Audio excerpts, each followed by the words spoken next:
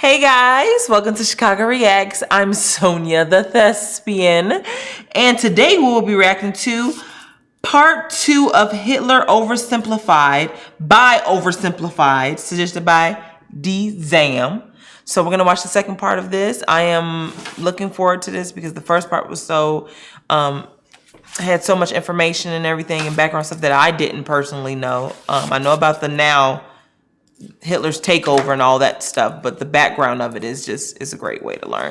But before we start this video, just want to ask if you guys can like and subscribe to our channel, because we have a lot of videos on there that we would like you to comment on. We would like some more suggestions on videos to watch, because this type of thing here we love to do. So we would love if you guys can support and just tell us what you think. And hey, those videos that you guys are watching, let us watch it too, and we talk about it together. How about that? All right, so let's get into part 2, shall we? Since Germany's military had to be reduced, Hitler could no longer remain a soldier after the war, but he kept working for the army as an informant. After the war, communists in Germany had attempted a revolution, and the government was worried about communism in general. So Hitler was tasked with infiltrating and reporting on any new political parties that could pose a communist threat. A new party called the German Workers' Party threw up a whole bunch of red flags, so Hitler went along to one of their meetings, but found that they weren't communist at all. They were extreme right and shared many of his extreme beliefs, so he left the army and signed up to join the party. His fantastic speaking abilities impressed the party's leadership and supporters, and he very quickly rose to the top. He decided the party needed a makeover, so he renamed it to the National Socialist German Workers' Party, or Nazi for short, and he gave it a new color scheme. Oh Lord, here we go. The Nazis weren't very specific on policy, but Hitler made extravagant promises to return Germany to its former glory by undoing the Treaty of Versailles and reuniting all ethnic Germans into one nation. He also said that only pure Aryan people should be allowed to be citizens, and that all Jews would lose their citizenship. These ideas were already common in extreme right politics, but what set the Nazis apart was Hitler himself, and they quickly became the leading party on the extreme right. Many of the political parties in Germany at the time had paramilitary wings, and the Nazis were no different. Hitler set up the very descriptive Whole Protection Detachment, later changed to the very delightful Gymnastic and Sports Division, and finally settling on the ominous Storm Detachment, or SA for short. Their job was to defend Nazi party meetings and intimidate political opponents, and they would frequently engage in battles with communists on the streets. Since the Allies had demanded a reduction in Germany's military size, many trained soldiers were left unemployed. They liked the Nazi ideology, and it was only natural for them to join the SA, which grew larger and larger over time. The new democratic government that formed after World War I was pretty weak and ineffective. In order to pay reparations to the Allies, it started printing more money. The problem is that printing money doesn't actually give a country more money, it just makes money less valuable. So as the country printed more and more money, it became worth less and less, and the currency crashed. In 1919, $1 US was worth about 4 German marks. By December 1923, $1 US was equal to 4.2 trillion marks. The price of bread rose to 200 billion marks. Banknotes became worthless. Unsurprisingly, in such an economic crisis, Germany struggled to pay the Allies. The French were pissed about this, so they occupied the Ruhr, an area full of factories, and took the economic output from the area as payment. They treated the German civilians badly, and in total, approximately 130 Germans were killed during the occupation. Germans were furious, and Hitler and the Nazis thought that now would be a great time to lead a revolution. In November 1923, inspired by something a certain bold Italian man did a year earlier, Hitler stormed a meeting at a beer hall and called for an uprising against the government. With his supporters, he marched on the streets of Munich, hoping the police would join his side. They did not. Hitler was put on trial for treason. He could have been sentenced to life, but the right-wing judges thought he was a pretty cool guy. Hitler knew the judges and knew that they would be lenient, so he took the opportunity to make impassioned speeches during the trial. And in the end, he was sentenced to just 5 years in prison, of which he only served 9 months, and when I say prison, it was more like a pleasant hotel stay where he had plenty of time to write a book. The whole affair was covered by the media nationwide, and it made Hitler famous. Hitler and his extreme message were now known throughout Germany, but the everyday German still didn't care much for him. In the 1928 election, the Nazis only won about 2% of the vote. Many were still intimidated by all the violence and the shouting and how unpolitician-like he was, but a new economic crisis would change all of that.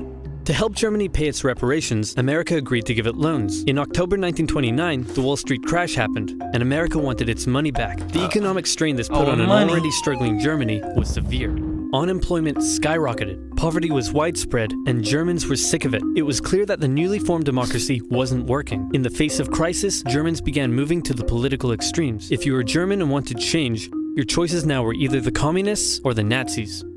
Hitler claimed that he was the only one who could return Germany to its former glory. The Nazi Party used propaganda to make Hitler seem like a great and powerful man, and they gave the German people a scapegoat to blame for all their suffering. The promise of a single strong dictator was a breath of fresh air for Germans after years of failing democracy. Some bought into his extreme ideology. Some didn't agree with the racism, but were willing to vote for him anyway. Many didn't know much about politics at all, but just got caught up in the hype. Election after election, the Nazis became more and more popular, until in 1932, they became the biggest party in the German parliament. Hitler came to truly believe that he was some sort of great, destined savior of Germany. He turned megalomaniac. He decided to run for president, and did surprisingly well, but still lost to the extremely popular World War I general, Paul von Hindenburg. Since he was now the leader of the biggest party though, he demanded President Hindenburg make him chancellor. But Hindenburg was reluctant, seeing that Hitler was clearly such a big racist. Industry leaders urged Hindenburg to give Hitler the chancellorship, fearing the rising support for communism, and leader of the Center Party von Papen, who had been secretly negotiating with Hitler, said to Hindenburg, "How about we make Hitler chancellor on the condition that I get to be vice-chancellor and most government jobs go to us moderate conservatives? That way, I'll get to keep my power, we'll get to keep our power and we'll control Hitler like he's our angry little puppet." What could possibly go wrong? As it turned out, everything. Hitler became Chancellor of Germany in January 1933, but he was not yet a dictator.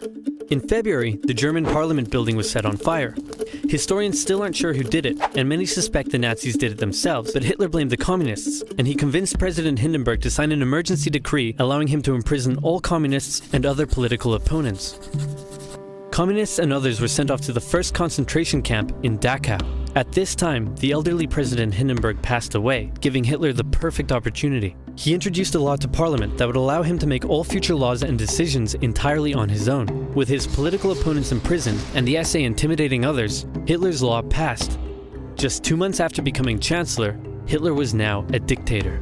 He still had one problem. The leader of the SA wanted the SA to take over the job of the regular German army, and the German army didn't like that idea. Hitler needed to maintain the support of his professionally trained German army, more so than his rough and rowdy SA. So one night in June 1934, he had Röhm and many other of his own SA officers rounded up and murdered. While he was at it, he took the opportunity to brutally settle some personal scores as well. Politicians who had disagreed with him in the past, reporters who had printed negative articles about him, one guy who did absolutely nothing, but they thought he was someone else. In some cases, even their families were murdered. In total, up to 200 people were killed in what became known as the Night of the Long Knives. The army, now satisfied that they wouldn't be replaced, pledged total allegiance to their new Führer, and Hitler's control was now absolute. Life in Germany changed violently. Freedom of the press, expression, and public assembly were suspended. Jews were initially branded and their businesses boycotted, and eventually, Hitler would go on to have 6 million Jewish men, women, and children killed in concentration camps. Hundreds of thousands of people were forced into sterilization for physical and mental imperfections. The Hitler Youth became a way to brainwash the young. Boys were trained to fight and returned home from camp violent. Girls were told their purpose was to have many pure Aryan children, and they would sometimes return from camp pregnant. When their parents were understandably horrified, their children would threaten to turn them over to the Gestapo for standing in the way of Germany's greatness. The standard greeting changed, and you could be sent to a concentration camp for not using it. This way, it seemed like everyone was a Nazi supporter. If you dared oppose Hitler or speak out against him in any way, you also would be sent to a concentration camp.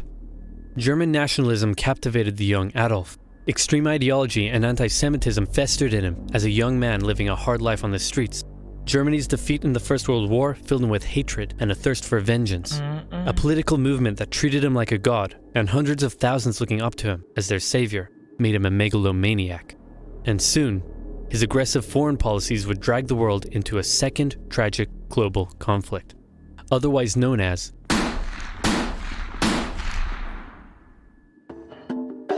That is ridiculous. You see? That's terrible. Like I said, it's nice to have the background information because there's stuff that we read in the history books or we watch like documentaries on and stuff like that. But it's not always, it's always that little thing that you don't find, you're just now finding out about. Because I didn't know that about his childhood. It's probably briefly been mentioned, but it's not detailed about like the reason why he probably is the person he is, because I mean, politics, it get like that because somebody starts spitting some stuff out, and, we know how that goes. So it's just nice to know that information. You know what I'm saying? But anyway, thank you guys for watching this video with me, and be sure to like and subscribe and check out our other videos because we have a lot of them, and we would love for you to see them. And we'll see you next time.